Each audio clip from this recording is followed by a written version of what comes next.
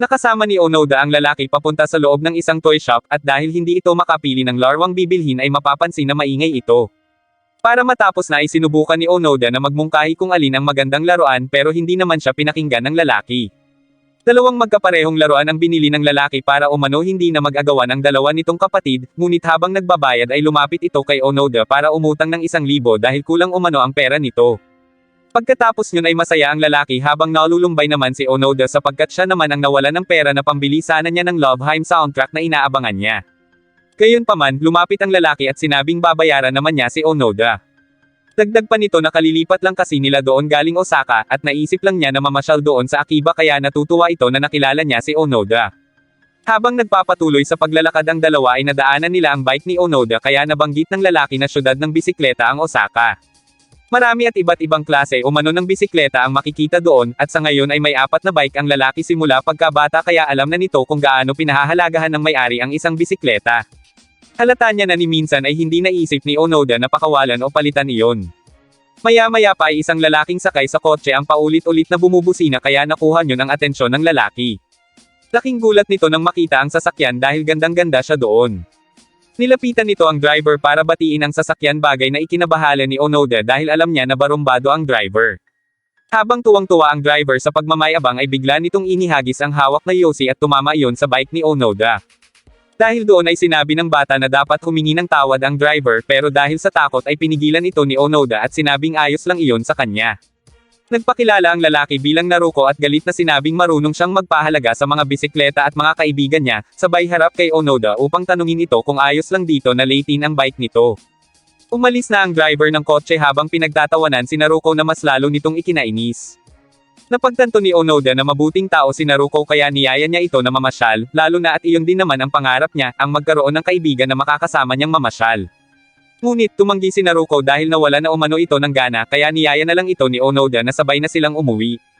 Habang pumapadyak ay bigla silang nalampasan ng dilaw na kotse kanina kaya napagdesisyonan ni Naruko na habulin nila iyon upang maibalik umano sa driver ang upos ng sigarilyo na ikinalat niyon at para maipaghiganti nila ang bike ni Onoda. Nung una ay nag-aalangan pa si Onoda hanggang sa nagtiwala na lang siya kay Naruko. Napansin ni Naruko na nakakasabay naman si Onoda sa bilis niya kaya ipinahiram niya dito ang isang helmet at saka ito pinasunod sa kalsada. Takot na takot si Onoda na dumaan sa kalsada dahil sa malalaki at mabibilis na mga sasakyan kaya binilisan na rin ito ang pagpadyak para hindi siya maiwan ng kaibigan. Sa sobrang bilis ay nalampasan pa nga niya si Naruko kaya napaisip iyon kung anong klaseng cadence meron si Onoda. Naging interesado si Naruko at pagkatapos ay sinabi nito na dapat ipakita niya na kung bakit siya tinawag na speedman ng naniwa.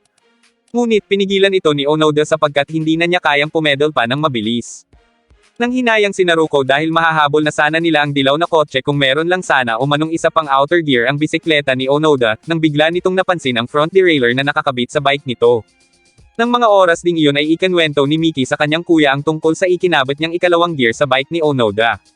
Napansin din ni Naruko na naka-double gear din ang bike ni Onoda para sa road racing at ang ritmo ng padyak nito gamit ang inner gear at isang high-speed front outer gear ay isang kombinasyon na gustong makita ni Miki.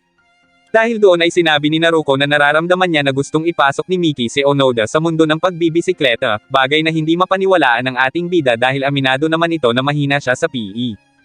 Gayunpaman sinabi ni Naruko na walang kinalaman ang bilis sa pagbibisikleta. Maya-maya pa ay pinagpalit na niya ng gear si Onoda. Idinikta niya rito ang mga dapat gawin at ipinaliwanag ang tungkol sa universal setup. Pagkatapos yun ay nakaramdam si Onoda ng bigat sa pagpedal pero kahit ganun ay bumilis naman ang takbo niya na para siyang itinutulak sa bawat pagpadyak niya. Kumanga at natuwa si Onoda sa kanyang bagong natutunan sa pagbibisikleta kaya naniwala na siya kay Naruko na kahit mahina siya sa PE ay kaya niyang magbisikleta. Samantala, sa shop ay sinabi ni Kanzaki kay Miki na hindi rin mapapadali ang pagbibisikleta ni Onoda sa patag, sapagkat kumpara sa burol ay mayroong tinatawag na invisible wall, ang hangin. Malaki umano ang epekto ng hangin sa pagbibisikleta kaya madali iyong maramdaman ng mga walang tamang training. Sigurado si Kanzaki na hindi iyon kakayanin ni Onoda ng mag-isa at hindi pa iyon nakakagamit ng outer gear pero kung dalawa sila ay posible umanong makatulong iyon. Hindi naman nga pinabayaan ni Naruko si Onoda dahil tinulungan niya ito sa pamamagitan ng pagpapalapit ng unahang gulong ng bisikleta ni Onoda sa hulihang gulong niya para hilahin iyon. Takang-taka si Onoda pero sinabi ni Naruko na bilang pinakamagaling na sprinter sa buong naniwa ay kaya niyang panatilihin ang bilis niya kahit ganoon kalakas ang hangin. Inisip ni Onoda na may coupler na magkokonekta sa mga bisikleta nila pero sinabi ni Naruko na sa mundo ng cycling ay drafting ang tawag sa gagawin nila. Kahit dalawa lang sila ay makakaya pa rin nilang panatilihin ang kanilang bilis sa pamamagitan ng paggawa ng harang sa hangin. Hindi maintindihan ni Onoda ang ibig sabihin ni Naruko pero ginawa niya na lang din ang sinasabi nito para makahabol siya. Maingat niyang itinapat ang kanyang gulong at nang magawa niya na iyon ay napansin niya na hindi niya na maramdaman na tumatama sa kanya ang hangin at pakiramdam niya ay hinihila siya. Pagkatapos ay sinabi ni Naruko na magbibigay siya ng senyas para unahan siya ni Onoda at saka nito ibabalik sa driver ng dilaw na kotse ang upos ng sigarilyo. Pero bago iyon ay ipinaalala niya na kailangan mag-shift muna ito sa outer gear para bumilis ang takbo. Maya-maya pa ay nakalapit na sila sa kotse kaya ibinigay na ni Naruko ang senyas at nauna na si Onoda. Laking gulat ng driver nang makita si Onoda pero sa halip na ibalik doon ang upos ng sigarilyo ay nadala na ito ng tuwa na nagawa niyang malampasan ang kotse. Masaya rin si Naruko para kay Onoda at inisip nito na nais niya iyong makita na nakasakay sa isang road bike balang araw. Kinabukasan habang naglalakad si Onoda sa pasilyo ng paaralan ay napansin nito na nanghihina na naman siya sa gutom gayong marami naman siyang nakain kagabi. Inisip nito na baka dahil sa pagbibisikleta nila kahapon pero para sa kanya ay normal naman niyang ginagawa na magbisikleta papuntang Akiba. Gayunpaman, nilaksan lang ni Onoda ang loob niya at agad na pumunta sa kantin para kumain, ngunit pagkarating niya ay tinapay lang ang pinag-aagawang bilhin ng mga estudyante kaya nakisiksik na rin siya. Bawat kukuhanin niyang tinapay ay may dumadampot agad kaya ni isa ay wala man lang siyang nabili.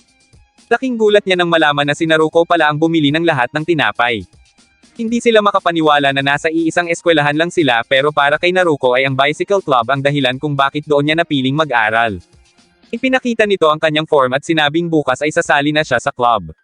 Nais sana ni Naruko na makasali agad pero naging abala kasi umano siya noong nakaraan dahil sumali pa siya sa isang karera sa Kansai bago umalis doon dahil iyon ang hiling ng mga kasamahan niya. Ikinwento pa niya kay Onoda ang kakaibang pakiramdam tuwing nasa karera kaya iminungkahi niya rito na mag-road bike na rin dahil tiyak niya na mas gagaling pa ito. Pagkatapos ay sinabi ni Naruko kay Onoda na pumunta sa likurang bahagi ng slope kung wala umano itong gagawin mamaya pagkatapos ng klase. Kinahapunan ay dumating naman doon si Onoda pero nagtaka ito kung bakit wala naman doon si Naruko. Hindi nagtagal ay nakarinig ito ng tunog ng road bike na hindi lang isa kundi maraming bisikleta na papunta sa bahaging kinatatayuan niya. Laking gulat niya nang lumitaw ang mga miyembro ng cycling club na nag-ensayo at pagkalampas sa kanya ay naramdaman niya ang ibang klase ng hangin, lakas, at ingay na nagmumula sa mga iyon. Napansin siya doon ni Makishima at Tadakoro pero sinaway ni Kinjo ang dalawa at sinabing mag-focus lang sa pagpadyak. Sa huli ay nakita ni Onoda si Imaizumi kaya inisip nito kung iyon na ba ang Sohoko High Cycling Club. Doon na dumating si Naruko at sinabing ang mga mahuhusay na iyon ang cycling club. Huli ay ipinaliwanag ni Naruko kay Onoda ang tungkol sa pagbibisikleta na hindi kinakailangan ng pagiging mabilis o pagkakaroon ng tibay at lakas tulad ng sa ibang sports. Naniniwala siya na makakaya iyon ni Onoda sapagkat taglay umano nito ang kakaibang lakas. Takip-silim na nang magbisikleta pauwi si Onoda pero habang nasa kalsada ay napahinto ito dahil na-flatan siya ng gulong. Saktong dumaan si Kanzaki kaya tinulungan niya ang bata at isinama sa kanilang shop. Habang inaayos nito ang gulong ng bike ay napag-usapan nila ang tungkol sa cycling club. Pinuri ni Onoda ang mga miyembro na nakita niya kanina pero ayon kay Kanzaki ay gumaling na lang ang mga iyon magmula nang sumali doon. Noong nasa unang taon pa lang umano ang mga iyon ay hindi pa kaya ng ilan na umakyat sa slope kaya kakaiba umano si Onoda. Nagtaka si Onoda kung bakit maraming alam si Kanzaki kaya sinabi nito na dati siyang team captain ng club bagay na ikinagulat ng bata. Tumayo si Kanzaki at ibinigay kay Onoda ang librong tungkol sa bisikleta para sa mga baguhan. Kinabukasan ay binasa iyon ni Onoda habang wala pang klase pero karamihan sa mga nakasulat ay hindi niya na agad maintindihan.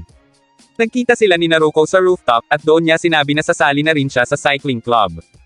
Inisip ni Onoda na nagkaroon siya ng kaibigan dahil sa bisikleta, at nang makita niya ang ilang kasapi sa cycling club kahapon ay naramdaman niya ang kakaibang tindi ng damdamin na parang gusto niya ang mga iyong habulin. Natuwa si Naruko at pinayuhan ang kaibigan na maaari naman umano itong umayaw kung mahirapan man ito dahil na kay Onoda naman ang pasyaking magpapatuloy pa o hindi. Sa isang silid natanggap na si Imaizumi at ang dalawa pang estudyante para sa cycling club, at kasabay niyon ay ipinaalam ni Miki kay Kinjo na may 3 pang nais ding sumali. Hindi nagtagal ay dumating na ang 3 sa silid at nagpakilala pero para kay Imaizumi, inisip nito na hindi pa rin maswerte si Onoda at hindi umano yun kailangang sumali ngayon. Tumayo si Tadakoro at ibinigay ang helmet sa mga baguhan para umano magsagawa ng welcome race.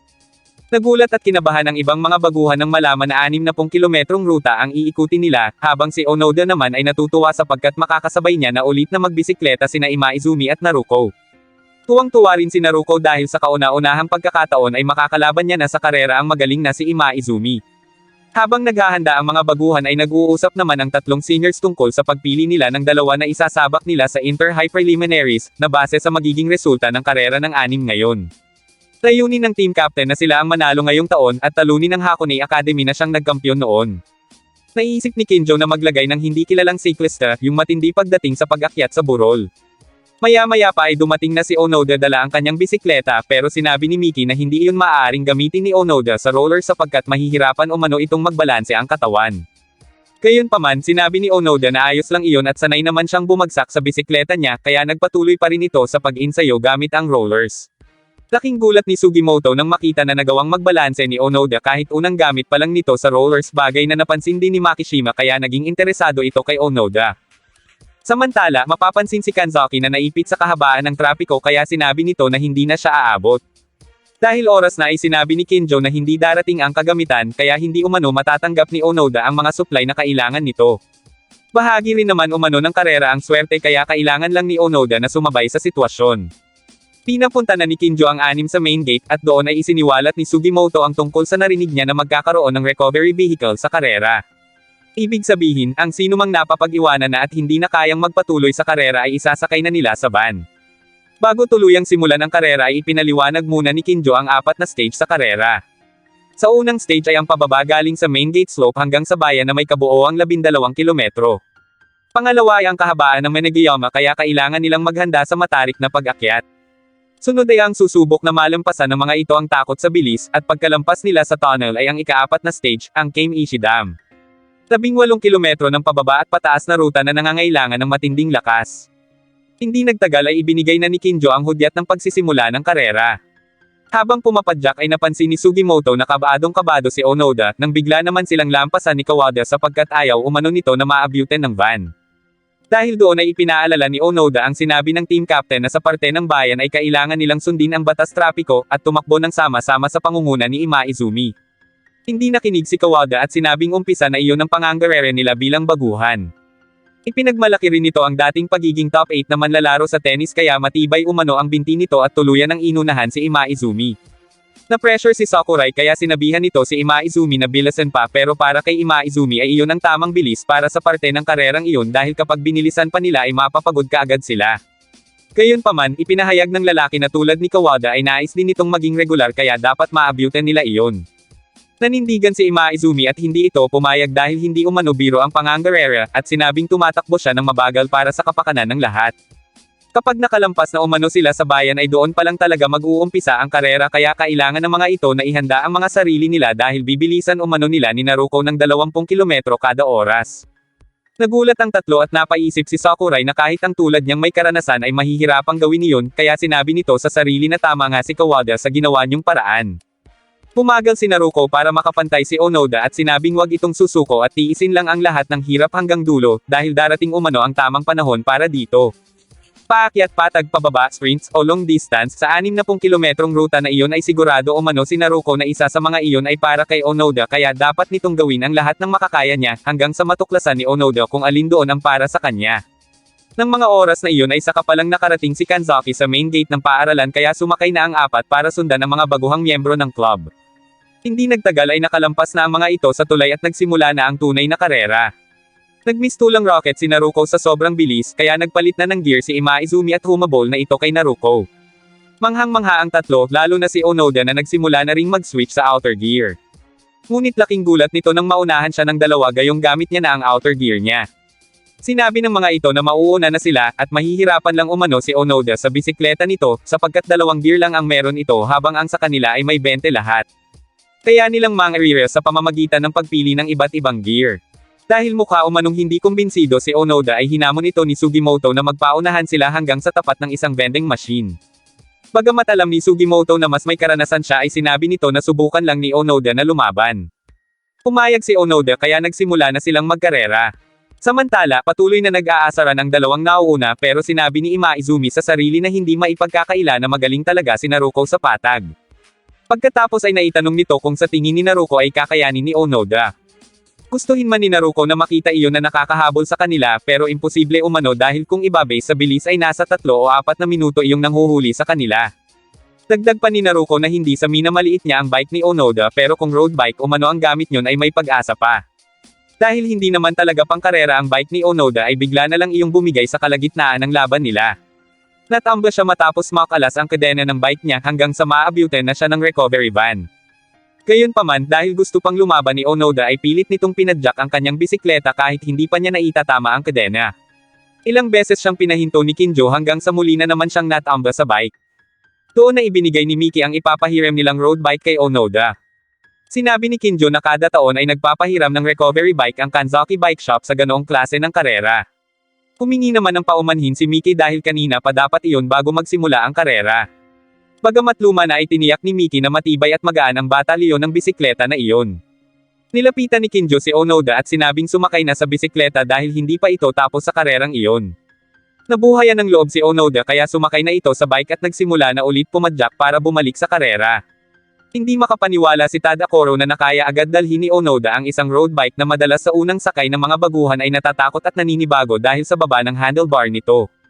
Sa pamamagitan ng bisikletang iyon, nais ni Miki na ipakita ni Onoda ang tibay ng loob at katawan nito. Para kay Onoda ay ibang-iba ang bike na iyon dahil hindi pa siya nakatakbo ng ganoong kabiila sa talambuhay niya. Nararamdaman niya sa binti niya ang buong lakas ng katawan niya at dahil doon ay kakayanin niya muli na mang-arira.